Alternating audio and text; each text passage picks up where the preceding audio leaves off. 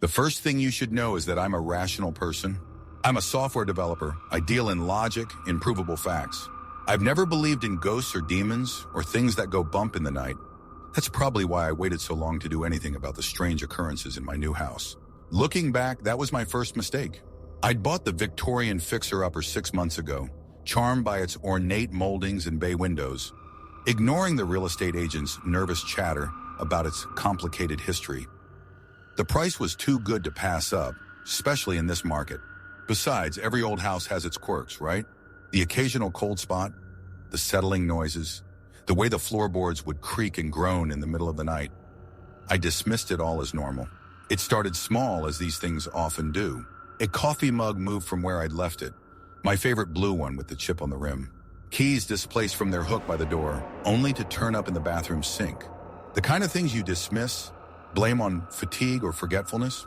I was working long hours on a demanding project after all. Stress can do funny things to your mind.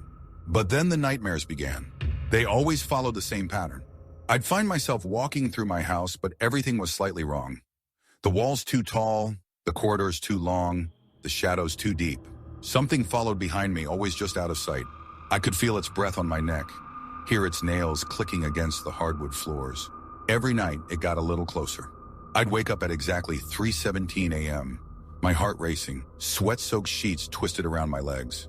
In my dreams, something watched me from the corners of my bedroom, its presence growing heavier each night. The dark circles under my eyes deepened. My work began to suffer. My team leader suggested I take some time off to recharge. That's when I bought the security camera. Top of the line with night vision and motion detection, I told myself it was just to prove nothing was there, to help me sleep better, to show myself that I was being irrational. The setup was simple enough. I mounted it in the corner of my bedroom, angled to capture both my bed and the doorway. The first few nights showed nothing unusual. Just me, tossing and turning in my sleep, occasionally mumbling incoherent words. My cat Luna would wander in and out, as cats do. But on the fourth night, something changed. Reviewing the footage the next morning, my hands trembled as I watched myself sleeping peacefully at 3:15 a.m. Luna sat alert at the foot of my bed, her ears pressed flat against her head, eyes fixed on the doorway. At 3:16, my bedroom door slowly opened, though I lived alone. The hinges didn't make a sound. At 3:17, a dark mass moved across the room, hovering by my bedside. Luna arched her back, hissing at something I couldn't quite make out. The timestamp flickered, and then the footage cut out entirely. Luna disappeared that night. I searched the house calling her name, but somehow I knew I wouldn't find her. The silence that filled the house was different now. Expectant, hungry. That's when the scratching started.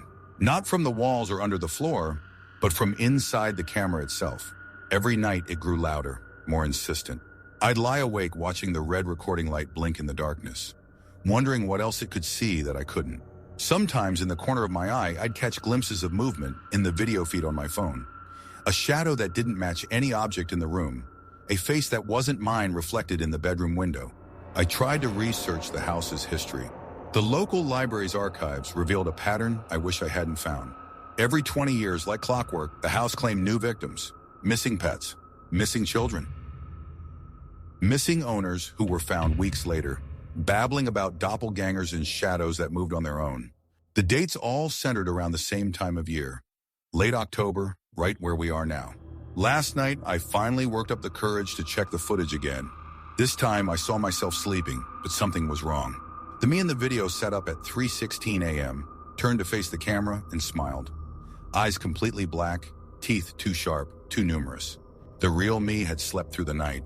I'm writing this now because I need someone to know what happened. The real estate agent has stopped returning my calls. The previous owner's number has been disconnected. The camera is still recording, its red light steady in the growing darkness. The scratching has stopped, replaced by something worse. The sound of my own voice, humming a lullaby I've never heard before. It's 3:15 a.m. I can hear footsteps approaching my door, the familiar cadence of my own walk. 3:16 a.m. The doorknob is turning. I can smell Luna's decomposing body, though I never found her.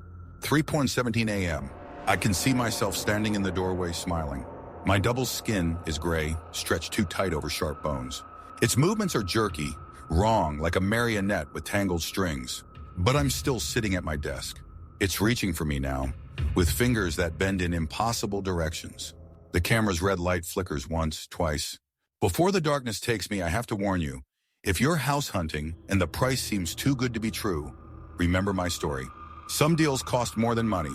Some bargains are paid for in blood.